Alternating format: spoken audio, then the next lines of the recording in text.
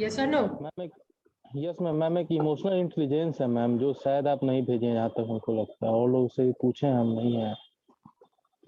Emotional intelligence दोबारा भेज दूंगी, लेकिन मेरे ख्याल से सारा भेजा हुआ है। नहीं आप अगर नहीं डाउट मैम, है तो दोबारा नो मैम, भेज दें। ठीक है। इमोशनल इंटेलिजेंस कहीं मैंने डिक्टेट तो नहीं करवाया था? Yes ma'am. अगर डिक्टेट करवाया है तो पीडीएफ नहीं भेजी होंगी, और एल्स जितना पीडीएफ के थ्रू जितना भी हुआ है वो सारा का भेजा हुआ है। खैर I will check it out and then I will send it. तो नेक्स्ट टॉपिक आप लोगों का है learning. Foundation of individual behaviour में एक एबिलिटी था और दूसरा था लर्निंग। एबिलिटी तो हम लोग ऑलरेडी डिस्कशन कर चुके थे, दो टाइप का एबिलिटी होता है। ओके और अब ये लर्निंग डिफरेंट अगेन टॉपिक है। What is learning? लर्निंग मतलब क्या होता है? General term. सीखना मैम। कुछ कोई भी चीज सीखना है तो हम लोग किससे सीखते हैं? आइदर बाय सम एक्सपीरियंस, या कुछ सिखाया जाता है कुछ भी, या फिर सर्टेन प्रैक्टिस से। ठीक है, which will turn into permanent change you can say. Yes, so learning is a term frequently used by a great number of the people in a wide variety of contexts. Learning can be defined as a relatively permanent change in the behavior or potential behavior as a result of direct or indirect experience. ठीक है, basically यहाँ पे दो element होता है learning में। वो दो एलिमेंट क्या चीज है? पहला चीज की एक तो परमानेंट चेंज होना चाहिए। ठीक है, लर्निंग में दो चीज होगा, सबसे पहले कि वो हमेशा परमानेंट चेंज होना चाहिए। ठीक है, और परमानेंट चेंज इसका मतलब ये नहीं कि हमेशा अच्छा ही होता है। It can be bad also, it can be good also. ठीक है, गुड और बैड दोनों चेंजेस आ सकता है। बैड का एग्जाम्पल क्या हो सकता है? जैसे मेहनत करेंगे तो पढ़ाई तो अच्छा मार्क्स आता है। बहुत मेहनत कर रहे हैं, अच्छा मार्क्स आया, तो हर बार आपके अंदर आ जाए ठीक है मेहनत करना है, लेकिन हर बार मेहनत कर रहे हैं, हर बार फेलियर ही हाथ आ रहा है, तो अगेन मेहनत करने से कुछ बैड होने जाने एक्सपीरियंस वाला हो है जाएगा। नहीं। आराम से खेलो, बहुत खेलने वाले बच्चे भी पास हो जाते हैं, तो अगेन ये हो जाएगा अगेन परमानेंट चेंज। ठीक है, तो ये हो गया बैड। समझ आ गया बैड और गुड दोनों कैसे हुआ? Yes ma'am. ओके और दूसरा चीज होता है कि it is this learning occurs due to some kind of experience और प्रैक्टिस। ठीक है, तो ये दो एलिमेंट है, एक तो परमानेंट और दूसरा हमेशा होगा। You please remain. कौन सा नाश्ता कर रहे थे आखिर आप? Only one is there. Very good, set. ठीक है, तो एक तो यही हो गया कि परमानेंट लॉग इन करिए, तो और खा पी के आ जाते। 12 बजे तक खाते रहते हो, उसके बाद आते आराम से। अंडरस्टूड? ठीक है, तो लिखते चाहिए जो भी कीवर्ड में लिखा रहे हो फटाफट। अभी तक हम लोगों ने डिस्कशन, लर्निंग टॉपिक चल रहा है अभी। ठीक है, लर्निंग में हम लोगों ने डिस्कशन किया कि वो हमेशा परमानेंट चेंज लाना चाहिए किसी के पर्सनालिटी में, और दूसरा उसमें एलिमेंट होना चाहिए कि किसी एक्सपीरियंस या प्रैक्टिस से ही वो अकर होगा। Then let's proceed further. अब यहाँ पे नेक्स्ट टॉपिक आता है कि what are the determinants of learning. ठीक है, चाहे डिटर्मिनेंट्स बोले या फैक्टर्स जो डिटरमाइन करता है लर्निंग। तो फर्स्ट वन इज मोटिव। इसको मोटिव भी बोला जा सकता है या ड्राइव्स भी बोला जा सकता है। व्हाट इज दैट मोटिव और ड्राइव्स? अब मान लीजिए फॉर एग्जांपल यहाँ पे मान लीजिए बीबीए कर रहे हैं आप, ठीक है, लेकिन इंटेंशन है भाई पापा का जो बिजनेस चलता आ रहा है वही संभालना है, चाहे हम 12th पास करें तो भी संभालेंगे, ग्रेजुएट हो जाए तो भी संभालेंगे। ठीक है, तो हमारा पढ़ने का वो मोटिव आएगा क्या? जितना पढ़ने में, हाँ, जितने क्यूरियस होंगे वो लोग जिनको हाँ एकदम बीबीए करके अच्छा मार्क्स लाना है, सब कुछ सीखना है, इंडस्ट्री में बेहतर करना है, वो लोग ज्यादा क्यूरियस होंगे कोई चीज सीखने के कंपैरेटिवली टू द पर्सन जो पापा का ही बिजनेस संभालना है। ठीक है, तो it is depending upon motive. तो लर्निंग में सबसे पहला फैक्टर जो रोल प्ले करता है इज योर मोटिव और ड्राइव। ठीक है, तो motive also called drives from people to action. They are primarily energizers of behavior that are ways of behavior and mainstream of action. They are largely subjective and represent, ये मैं भेज दूंगी आप पढ़ लीजिएगा, बस मतलब फटाफट समझते जाइए और कीवर्ड्स में लिखते जाइए। मोटिव में क्या मैंने समझाया था? कोई भी ड्राइव जो आपको एक्शन के लिए थोड़ा मतलब मोटिवेट करे उसके तरफ। ठीक है, तो दैट इज मोटिव। तो पहला फैक्टर जो है लर्निंग का होता है motive. Second is stimuli. Stimuli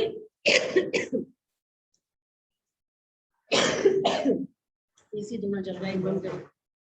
ma'am motive का मतलब तो मैम हुआ कि मैम जैसे क्या मोटिव लेके मैम लर्न कर रहे हैं हम लोग, ये क्या नहीं हुआ मैम। मोटिव है आपका, ठीक है, क्या गोल है आपका, ठीक है, क्या चाहते हैं आप, नहीं एक सफिशिएंट,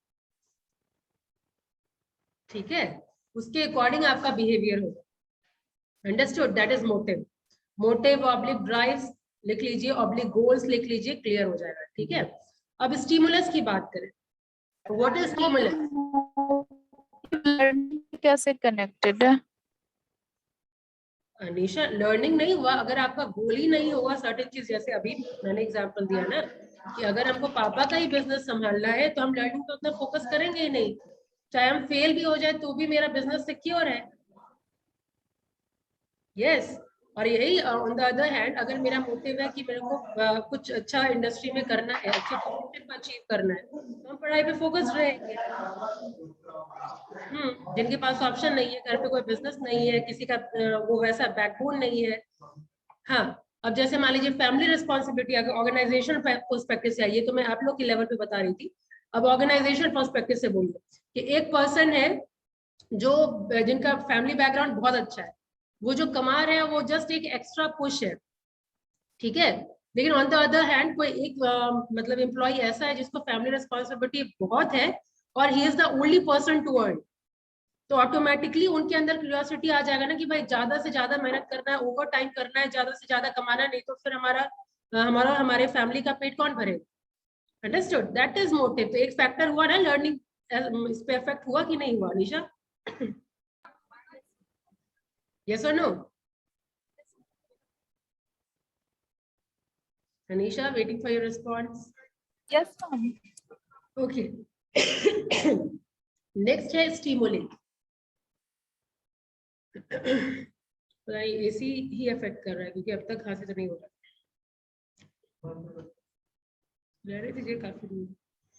हाँ, अब स्टिमुली क्या होता है, जैसे मान लीजिए स्टिमुली का सेंस हम ये कर सकते हैं, आप बहुत ज्यादा भूखे हैं, ठीक है, अचानक से कोई खाने की खुशबू आती है, तो ये हो गया, हमको इवोक कर रहा है हमारे एक्शन को, मेरे मुंह में पानी आ रहा है, ठीक है, तो स्टिमुली क्या हुआ, कोई भी चीज जो आपको एक्शन के तरफ इवोक करे, ठीक है।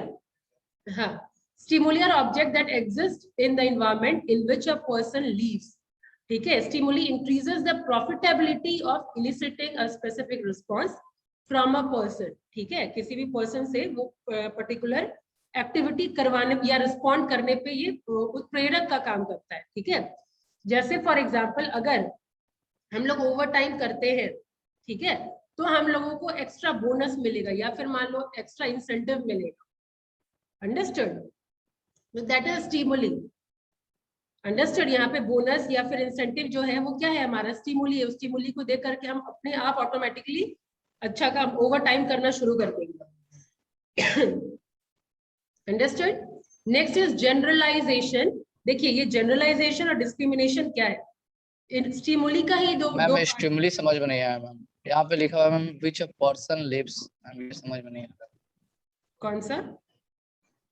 Second point ma'am. स्टिमुली, ये जो लाइन है ना, stimuli are objects that exist in environment in which a person live, जहाँ पे हम लोग रहते हैं उसी एनवायरनमेंट में स्टिमुली रहता है जो हमारा एक्शन इवोक करेगा। जैसे अगर मान लीजिए हम भूखे हैं तो आपके सामने खाना आए, कई बार होता है फास्ट में भी होते हैं, तो हम लोग को रोटी और प्याज देख के भी मुंह में पानी आ जाता है, होता है? यस यस और नो? तो वो रोटी और प्याज क्या है, उसी एनवायरनमेंट में एग्जिस्ट कर रहा है ना, तो वो हमको इवोक कर रहा है, दैट इज स्टिमुली।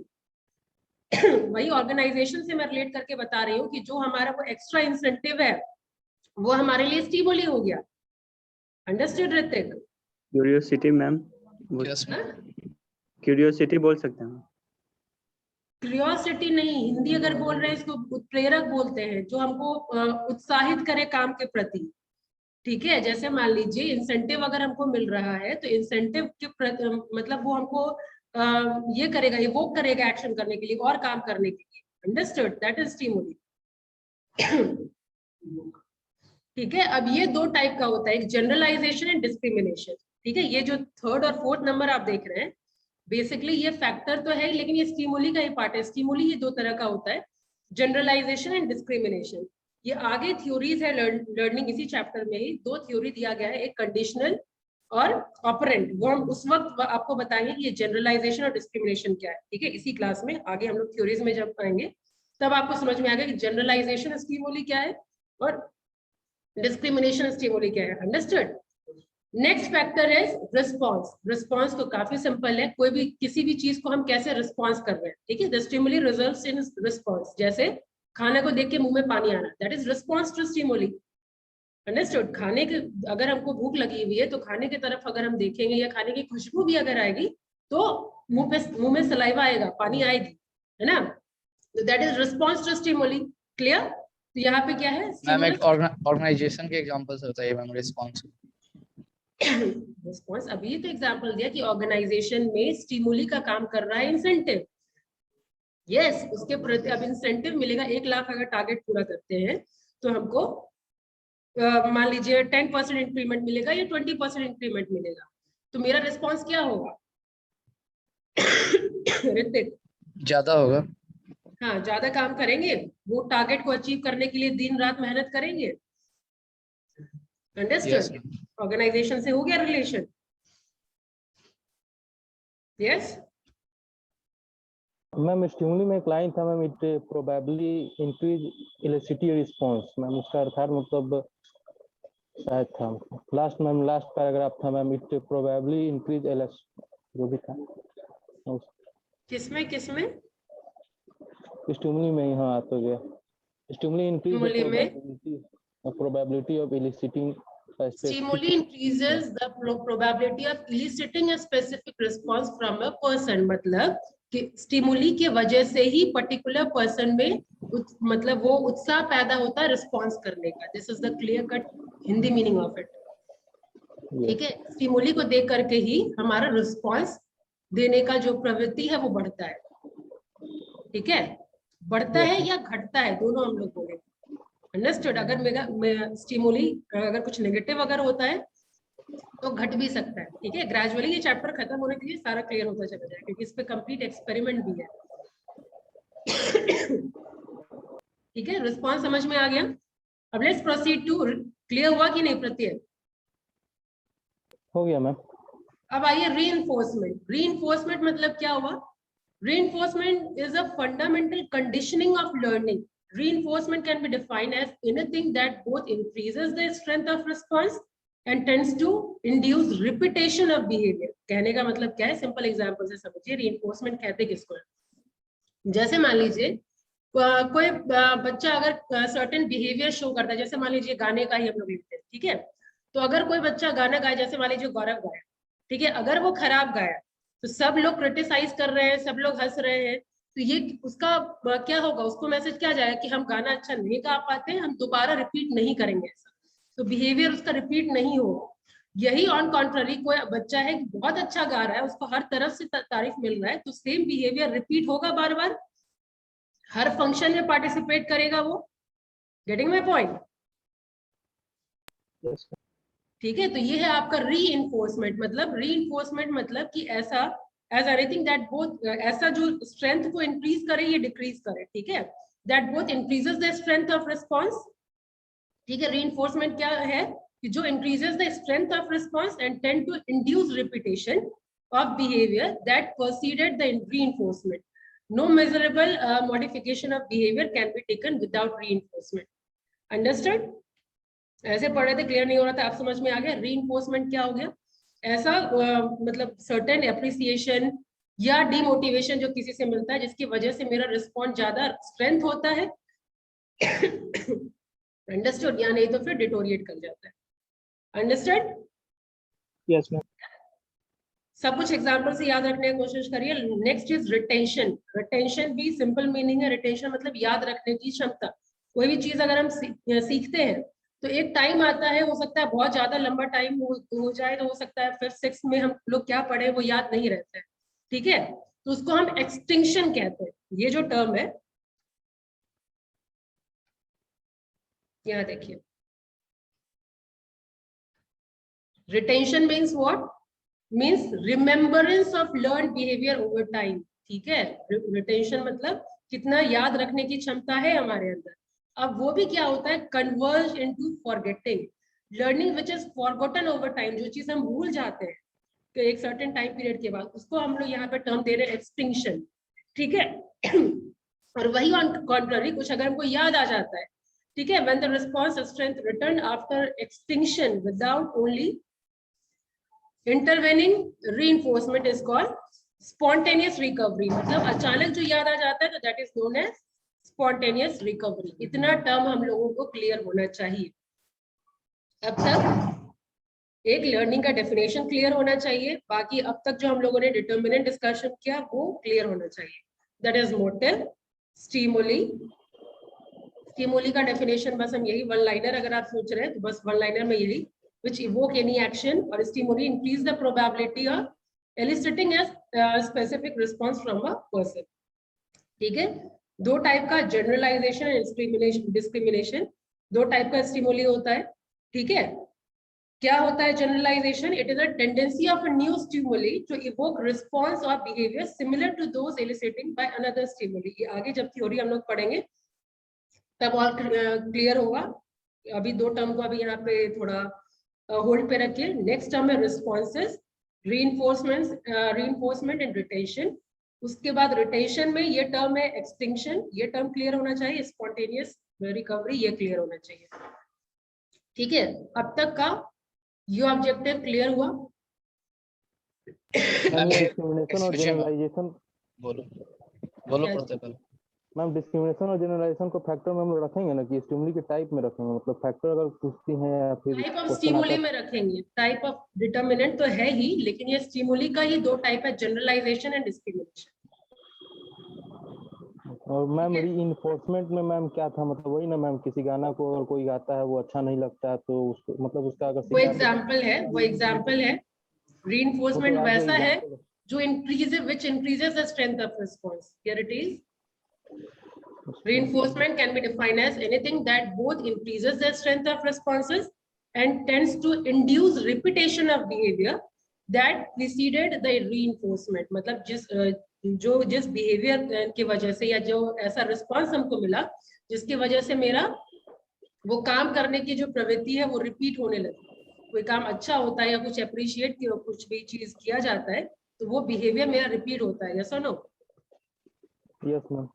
और ma'am spontaneous recovery ma'am, yes, spontaneous recovery जो ये बताइए। कोई भी भूला हुआ चीज अचानक से याद आ गई, दैट इज स्पॉन्टेनियस रिकवरी।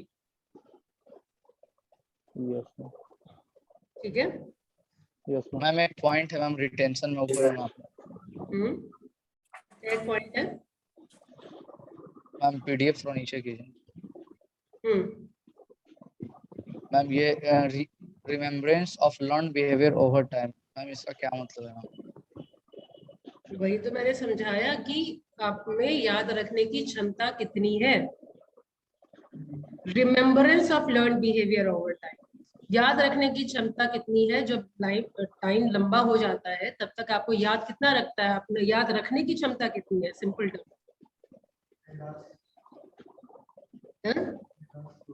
याददाश्त उसी में। एक्सटेंशन का हाँ? और कोई डाउट तो बताइए अभी। मैम रिस्पॉन्स एक बार फिर से बता दीजिएगा। रिस्पॉन्स क्या बताया गया है बताइए, आप ही में से पहले मौका दिया जाए प्रत्यय। Yes ma'am. एग्जाम्पल जो मैंने पुट किया था वो एग्जाम्पल के थ्रू ही बताइए। मैम किसी के मतलब मैम जैसे मैम आप एग्जांपल मैम कोई खाना को देखते हैं जो आप एग्जांपल दिए थे। Yes ma'am. कोई बताइए, गौरव आप ही बताइए। वैसे भी प्रत्यय हमेशा बोलते रहता है, आप बताइए। हम खाना देख के मुंह में सलाइवा आ जाना। That saliva is response towards food. Response. Yes ma'am. Ma'am किसी को अप्रिशिएट करना उस काम के लिए तो उसका रिस्पांस ज्यादा आएगा, बोनस इंसेंटिव उसको ज्यादा मिलना, बिल्कुल सही, करेक्ट। तो उसको इसका रिस्पांस जल्दी ज्यादा आएगा उससे। Good good good. Again I am appreciating because you are responding very nicely. ठीक है, आपने फोकस किया इसीलिए you are responding very nicely। किसका क्वेश्चन था? लोक। Yes ma'am. क्लियर? Yes. आगे बढ़ा जाए। अब आते हैं हम लोग theories of learning. Ma'am retention है मैम, याद क्या रखना होता है? मतलब मैम लर्न मतलब मैम जो ऑर्गेनाइजेशन में जो काम चल रहा है मैम उसको याद रखना होता है, मतलब कितना टाइम तक वो याद रख पा रहे हैं? समझाइए गौरव। रिटेंशन इज याद रख पाना। जो लर्निंग है, लर्निंग के फैक्टर के बारे में बात कर रहे थे हम लोग। लर्निंग के फैक्टर किसी में चीज को फैक्टर होता है मोटिव, दूसरा फैक्टर होता है स्टिमुली, तीसरा फैक्टर होता है रिस्पॉन्स, आफ्टर दैट रीइंफोर्समेंट। और सब कुछ होने के बाद आप लर्निंग बिहेवियर को, मान लीजिए यही चैप्टर आप पढ़ रहे हैं, सारा कुछ हुआ लेकिन आप में याद रखने की क्षमता ही नहीं है, तो लर्निंग क्या हुआ? क्या एक्चुअल लर्निंग है क्या ये? No ma'am. Yes, No, that is retention. आप याद कितना रख पाए सीखे हुए चीज। और मैम एक्सटेंशन इसमें जो है ma'am learning which is forgotten over time is called. जो ओवर टाइम, लंबा टाइम अगर हो जाएगा, वही तो मैंने कहा कि जैसे आज आप पढ़ रहे हैं, फाइनल ईयर में बीबीए, फाइनल ईयर छोड़िए ना, नेक्स्ट सेमेस्टर में आपको पूछ लूं तो एक टाइम के बाद भूल जाते, तो दैट भूला हुआ चीज इज एक्सटिंक्शन। ठीक है, और वही भूले हुए चीज को थोड़ा बहुत रिवीजन करवा के, थोड़ा बहुत हिंट दे करके अचानक से याद आ गया, दैट इज स्पॉन्टेनियस रिकवरी। अचानक याद। Done? Should we proceed? Yes yes yes ma'am ma'am. Yes. Now next is theories of learning. ठीक है, थ्योरीज ऑफ लर्निंग में देखिए, ये थ्योरीज है: classical conditioning, operant conditioning, cognitive learning and social learning. देखिए, ये पहला हम लोग पहुंचते हैं हम लोग क्लासिकल लर्निंग। क्लासिकल लर्निंग में सबसे पहला पॉइंट जो आपको याद रखना है कि किन मतलब हु प्रोपोंडेरेट, तो इवान पावलोव, ये मैं बोल्ड कर देती हूँ।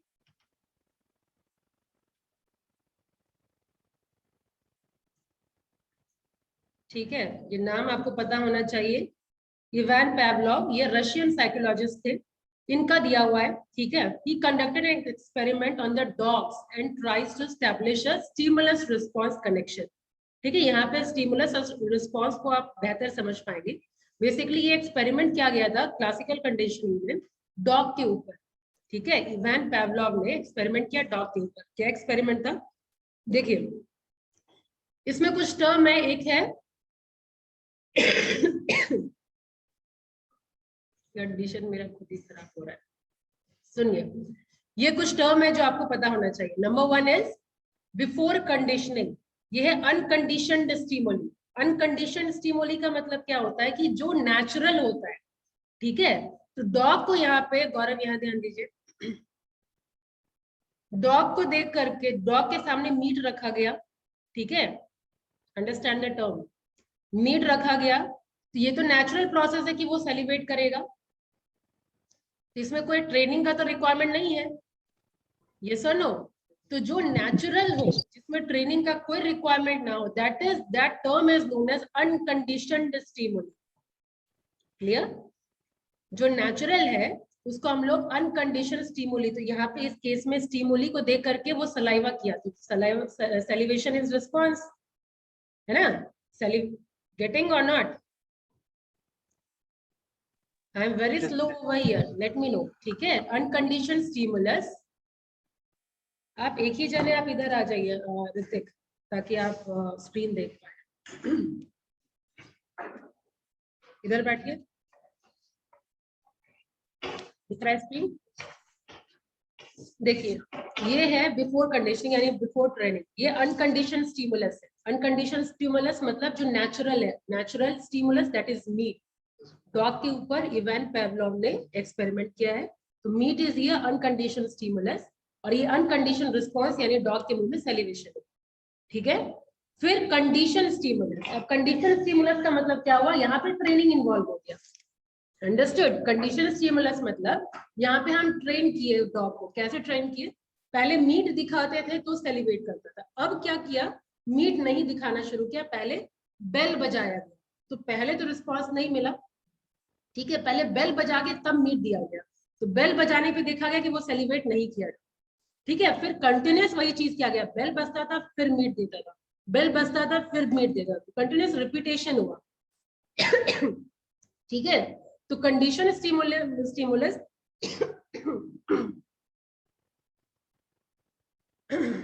is about repetition process.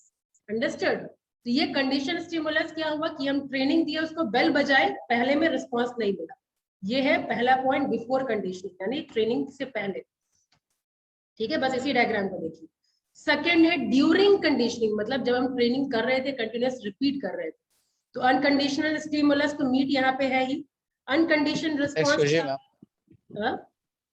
Ma'am ये तो मैम डॉग का हो गया एग्जांपल, बिफोर कंडीशन। अगर मैम ऑर्गेनाइजेशन का एग्जांपल इसमें अगर पुट करें तो हैव पेशेंस ऋतिक, ऑर्गेनाइजेशन से भी कनेक्ट करेंगे। पेशेंस रखिए, पहले जो एक्सपेरिमेंट, एक्चुअल एक्सपेरिमेंट जो हुआ था वो मैं बताया। ठीक है, यस यहाँ पे क्या है, बिफोर कंडीशनिंग क्या है, ड्यूरिंग कंडीशनिंग क्या है, मतलब जो ट्रेनिंग दिया जा रहा था। तो इसको अनकंडीशन टर्म आप पहले ध्यान दीजिए, ये टर्म सब याद रखना है आपको। अनकंडीशनल स्टिमुलस ये है, फिर अनकंडीशनल रिस्पॉन्स सेलिब्रेट किया गया। अब क्या हुआ, ये कंडीशन स्टिमुलस अब तक था ये। अब आफ्टर कंडीशनिंग, कंडीशनिंग होने के बाद ये कंडीशन स्टिमुलस बेल हो गया, और फिर ये आ गया आपका कंडीशन रिस्पॉन्स। अब क्या हुआ कि बेल बजते के साथ मीट आए चाहे नहीं आए, जैसे बेल बजा डॉग सेलिब्रेट करने लगा, ऑटोमेटिकली समझ में आ गया बेल बज रहा है, इसका मतलब अब मीट आया। ठीक है, तो ये एक्सपेरिमेंट किया गया। तो यहाँ पे डॉग का रिस्पांस देखा गया कि अब कंटिन्यूअस रिपीटेशन के बाद, तो सबसे पहला चीज क्या याद रखना है आपको, एस और आर का है यहाँ। एस हाइफन आर लिखेंगे आप लोग, यहाँ पे relation between stimulus and response, यानी स्टिमुली यहाँ पे दिखाया गया मीट, और फिर रिस्पॉन्स मिला सेलिवेशन। तो एस और आर का रिलेशन है आपका क्लासिकल कंडीशनिंग में, पहला पॉइंट। ठीक है, पहले वो propounded relationship between S and R, इतना हो गया। ये एक्सपेरिमेंट डिफाइन करेंगे आप लोग, डॉग का जो एक्सपेरिमेंट था। अब आते हैं ऑर्गेनाइजेशन के साथ रिलेट करेंगे इसको। ऑर्गेनाइजेशन से कैसे ये कंडीशन और अनकंडीशन ये होता है, देखिए। In an organizational setting, we can see classical conditioning operating, for example, at one manufacturing plant. Every time the top executive from the head office would make a visit, ठीक है, the plant management would clean up the administrative office and wash the window. This went on for years. आप पढ़ लीजिएगा, मतलब मैं समझा देती हूँ। ये बेसिकली एक मैन्युफैक्चरिंग प्लांट के बारे में बताया गया है कि जब कोई इन्वेस्टिगेशन करने के लिए आते थे तो प्रॉपर क्लीनिंग वगैरह होता था, सब कुछ वेल मैनेज्ड होता था, तो एम्प्लॉइज को ऑटोमेटिकली समझ में आ जाता था कि कोई हेड विजिट करने वाले हैं, तो हम लोग को अच्छे से काम करना है। ठीक है, इस तरीके से हर मतलब कुछ साल तक रिपीट हुआ। और फिर ऐसा देखा गया कि उसके बाद भी जब क्लीनिंग होता था, ऑटोमेटिकली जितने एम्प्लॉय हैं, चाहे हेड विजिट करे ना करे, वो ऑटोमेटिकली फटाफट अच्छे से काम करना शुरू कर देते थे। ठीक है, तो ये एक पहला थ्योरी है लर्निंग का, आपका क्लासिकल कंडीशनिंग थ्योरी। इसी के बाद नेक्स्ट कंडीशनिंग थ्योरी है आपका ऑपरेंट कंडीशनिंग। ठीक है, पहला था classical, next one is operant conditioning. पहले who propounded this? Operant conditioning है आपका बीएफ स्किनर का। ठीक है, इवान पेवलोव है आपका क्लासिकल कंडीशनिंग, ऑपरेंट कंडीशनिंग है आपका बीएफ स्किनर। क्लियर? Yes. अब ये किस चीज पे है? हम लोग क्लासिकल कंडीशनिंग देखें, रिपीटेशन के बेसिस पे था वो, उसमें हम लोग रिपीटेडली कोई एक्शन करते रहते थे, तब जाकर के कोई सर्टेन एक्टिविटी एम्प्लॉइज या वहां पे डॉग सीख लेते हैं। ठीक है, अब ये ऑपरेंट कंडीशनिंग क्या है, ये बीएफ स्किनर क्या कह रहे हैं कि ये कंसीक्वेंसेस पे डिपेंड करता है। ठीक है, लेट मी इलैबोरेट। कंसीक्वेंसेस पे डिपेंड करता है मतलब कोई एक्टिविटी के लिए अगर हमको रिवॉर्ड मिलेगा तो वो बिहेवियर हम बार बार करेंगे, यस और नो। और कोई एक्टिविटी के लिए अगर हमको पनिशमेंट मिलेगा तो वो एक्टिविटी हम बार बार नहीं करेंगे। ऑर्गेनाइजेशन में लेट पहुंचने के लिए मेरा एक बार पैसा कटा, ठीक है, दूसरी बार लेट पहुंचे, दूसरी बार भी कटा, तो तीसरी बार क्या मैं लेट जाऊंगी? Same thing. तो यहाँ पे बीएफ स्किनर क्या कह रहे हैं यहाँ पे, देखिए, who advocated that individuals emit responses that are rewarded and not emit responses that are either not rewarded or are punished. ठीक है, not rewarded or are punished, ये दोनों एक्टिविटी, ये देखिए, ये पनिशमेंट मिला, जो पैसा कटा, दैट इज पनिशमेंट। ठीक है, लेकिन फिर इसका क्या मतलब है, not rewarded. Let me explain you with an example. Punishment तो क्लियर है कि पैसा कट गया तो हम दोबारा लेट नहीं जाए। अब जो एक्टिविटी नॉट रिवॉर्डेड कहने का मतलब है, मान लीजिए ओवर टाइम प्रॉमिस किया गया कि अगर हम ओवर टाइम करेंगे तो आपको एक्स्ट्रा पैसा दिया जाएगा, ठीक है। अब मान लीजिए हम एक्स्ट्रा काम भी किया और एक्स्ट्रा पैसा नहीं मिला, that is not rewarded. That means again I am not going to repeat that activity. अगली बार से अगर हमको बोला जाएगा ओवर टाइम करने के लिए तो हम नहीं करेंगे, यस और नो? Yes, ma'am. तो that is the meaning of this कि वो वैसा ही इंडिविजुअल वैसा ही काम करेगा which emit response that are rewarded। ऐसा रिस्पॉन्स जो वो रिवॉर्ड मिलेगा तो वो एक्टिविटी बार बार करेगा, और which is not emit responses that are either not rewarded or are punished, वो एक्टिविटी हम नहीं करेंगे, ठीक है। तो ऑपरेंट कंडीशनिंग ये कहता है। Thus the relationship between the behavior and consequences is the essence of operant conditioning। ठीक है, यहाँ पे क्या एसेंस है ऑपरेंट कंडीशनिंग में कि एक बिहेवियर और कंसीक्वेंसेस, मेरा बिहेवियर डिपेंड करेगा कि उसका रिजल्ट क्या हो रहा है, उसका कंसीक्वेंसेस क्या है। अगर फेवरेबल है तो हम करेंगे, अनफेवरेबल है तो रिपीट नहीं करेंगे, ठीक है। तो यहाँ पे क्या है, रिस्पॉन्स और स्टिमुली। पहला क्या था क्लासिकल में, एस और आर था। नेक्स्ट क्लास में मुझे सबका आंसर चाहिए, सो प्लीज बी अटेंटिव। पहले वाले में एस और आर था, इसमें आर और एस है, ठीक है। रिवॉर्ड मिलेगा तो हम काम करेंगे, रिवॉर्ड नहीं मिलेगा या पनिशमेंट मिलेगा तो काम नहीं करेंगे। तो यहाँ पे आर और एस हो गया, रिस्पॉन्स फिर स्टिमुली। क्लियर? अब आगे दो और बच रहा है, क्या हम आज खत्म कर पाएंगे? ठीक से एक्सप्लेन नहीं कर पाऊंगी, let it be in next class, understood? 2 minute में क्या एक्सप्लेन कर पाऊंगी, ठीक है। फिलहाल मैं पीडीएफ आज ही भेज देती हूँ क्योंकि आज एक्सप्लेन किया है, तो better go through this PDF today itself. और नेक्स्ट क्लास में पूछिएगा अगर कोई किसी लाइन में अटक रहे हैं तो।